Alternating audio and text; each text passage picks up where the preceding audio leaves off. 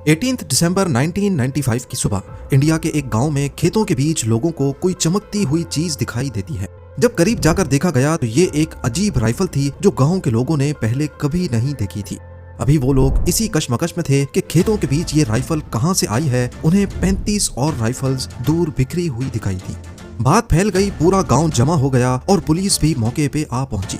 मामला तब संगीन हो गया जब पास मौजूद एक तालाब में से टैंक तबाह करने वाले ग्रेनेड भी बरामद हुए। ये वाकया इंडियन स्टेट वेस्ट बंगाल में मौजूद पुरुलिया डिस्ट्रिक्ट में पेश आया था, जहां आसमान से गिरने वाले वेपन्स का मामला आज तक एक मिस्ट्री बना हुआ है। जेम टीवी की वीडियोस में एक बार फिर से खुशामदीद। नाजरीन, जब पुलिस ने आसपास के इलाके को अच्छी तरह छान मारा तो कुछ ओलिव ग्रीन कलर के टूटे हुए बक्से भी मिले जो एक पैराशूट के साथ बंधे हुए थे। इलाके से टोटल 3 ऐसे बक्से और पैराशूट बरामद हुए, पर अभी तक पुलिस ये बात समझने से कासिर थी कि यहाँ ये पैराशूट किसने और क्यों गिराए थे। देखते ही देखते बात इस हद तक बढ़ गई कि आर्मी भी मैदान में आ गई।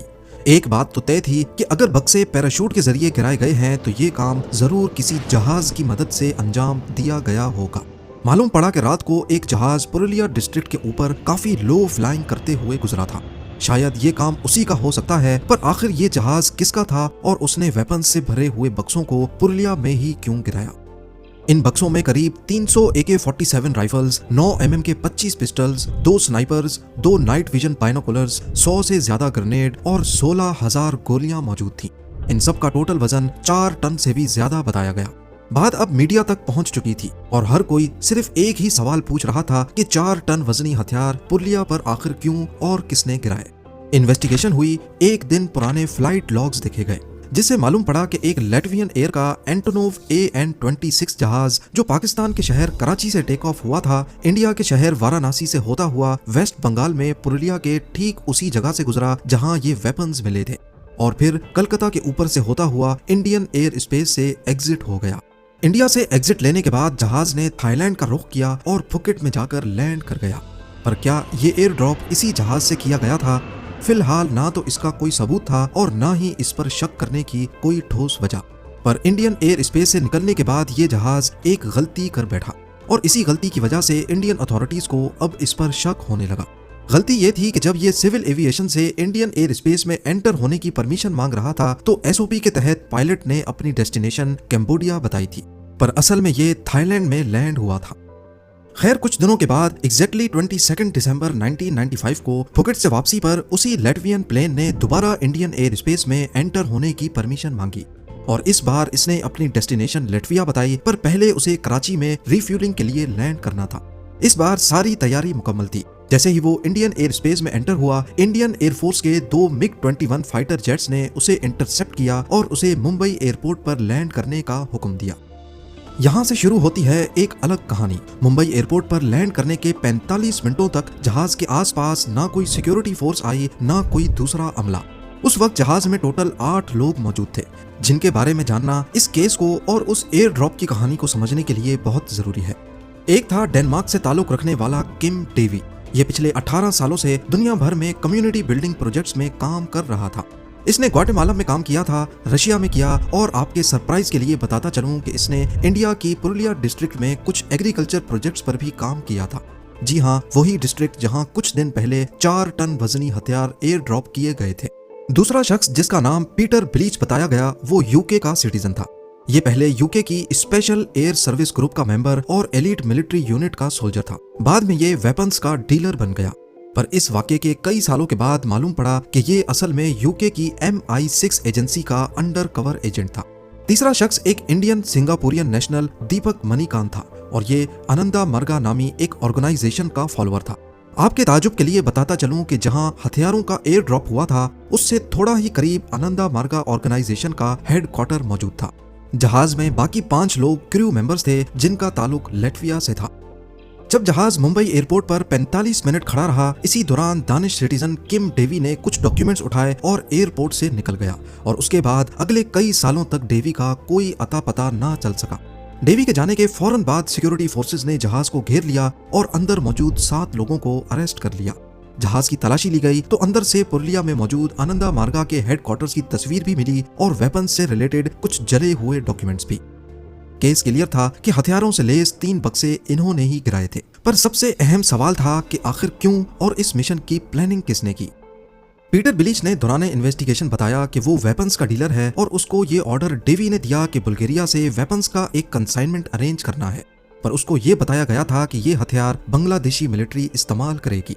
पीटर बिलिच का कहना था कि उसको शक हुआ था कि शायद ये हथियार इल्लीगल काम में इस्तेमाल हो सकते हैं और उसने इसके बारे में यूके इंटेलिजेंस एजेंसी को इन्फॉर्म भी किया, पर हायर ऑफिशियल्स ने उसे कहा कि अपना काम जारी रखो।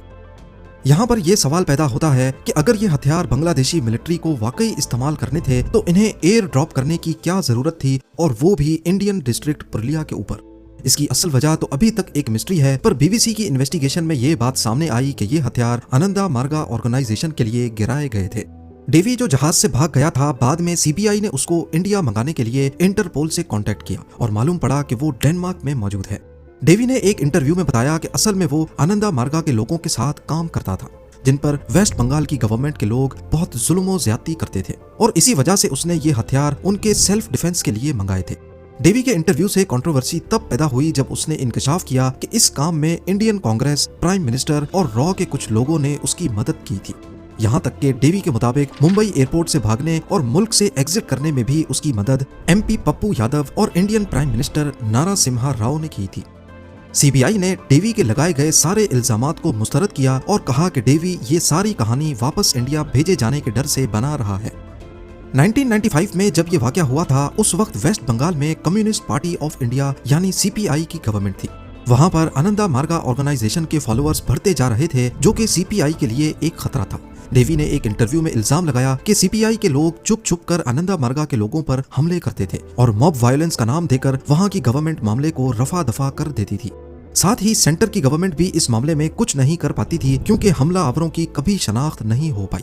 यही वजह थी कि डेवी आनंदा मार्गा को हथियार देना चाहता था। पर आखिर इस बात में कितनी सच्चाई है कि इंडियन प्राइम मिनिस्टर, कांग्रेस और रॉ ने इस काम में उसकी मदद की थी? इस बात का कोई सबूत तो नहीं, पर डेवी ने इल्जाम लगाया कि असल में इंडियन कांग्रेस वेस्ट बंगाल में इंतशार फैलाकर प्रेसिडेंशियल ऑर्डर के तहत वहां की गवर्नमेंट को डिसमिस करना चाहती थी। डेवी ने हकीकत वाजे की कि अगर मैं वहां पकड़ा जाता तो सारा सच सामने आ जाता। तभी मुंबई एयरपोर्ट से उसे बाहिफाजत निकाला गया, जहां एक ब्लैक एसयूवी उसका इंतजार कर रही थी, और वहां से उसको सेफ एग्जिट देकर खामोशी से डेनमार्क भेज दिया गया। कलकत्ता हाई कोर्ट ने अरेस्ट होने वाले पीटर बिलिच, दीपक मणिकांत और 5 क्रू मेंबर्स को इंडिया के खिलाफ साजिश करने पर उम्र कैद की सजा सुना दी। पर इसके बाद कुछ ऐसा हुआ कि ये सारे एक एक करके छूटते चले गए। जेल में ही 5 लेटवियन क्रू मेंबर्स को रशियन सिटीजनशिप दी गई और ईयर 2000 में व्लादिमीर पुतिन की रिक्वेस्ट पर उन्हें माफ करके रिहा कर दिया गया। इसके बाद 2004 में पीटर बिलिच को भी माफ करके रिहा कर दिया गया, जिस पर काफी बातें बनी कि यूके की गवर्नमेंट के प्रेशर पर उन्हें रिहा किया गया है। बाद में MI5 की एक फॉर्मर एजेंट एनी मैशॉन ने इंकशाफ किया कि असल में पीटर बिलिच MI6 का एजेंट था और उनके लिए ऐसे सीक्रेट मिशंस करता रहा है।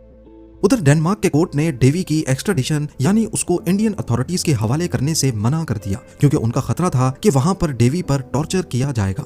ब्रिटिश पुलिस की मदद से पीटर बिलिच की प्रॉपर्टी पर छापों के दौरान उन्हें उस आर्म्स कंसाइनमेंट के कुछ पेपर्स मिले, जिस पर उस वक्त के बांग्लादेशी मिलिट्री के एक जनरल मोहम्मद शुबिद अल भुयान के सिग्नेचर्स थे, और जो बॉक्सेस मिले थे उस पर भी बांग्लादेश की एक मिलिट्री कैंटोनमेंट का नाम लिखा था।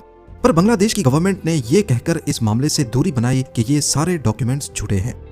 पुरुलिया डिस्ट्रिक्ट में 4 टन हथियार गिराने का मामला आज तक अधूरा है। अभी तक ये मालूम नहीं पड़ सका कि इस मिशन का असल जिम्मेदार कौन है, किसने सारी प्लानिंग की थी, पीटर डेवी या वो सिर्फ एक मोहरा था।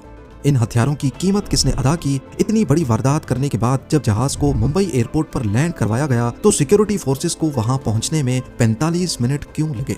और इतनी सिक्योरिटी के बावजूद डेवी वहां से निकलने में कैसे कामयाब हुआ? यही सब सवालात हैं जिनका सही जवाब पिछले 30 सालों से नहीं मिल सका।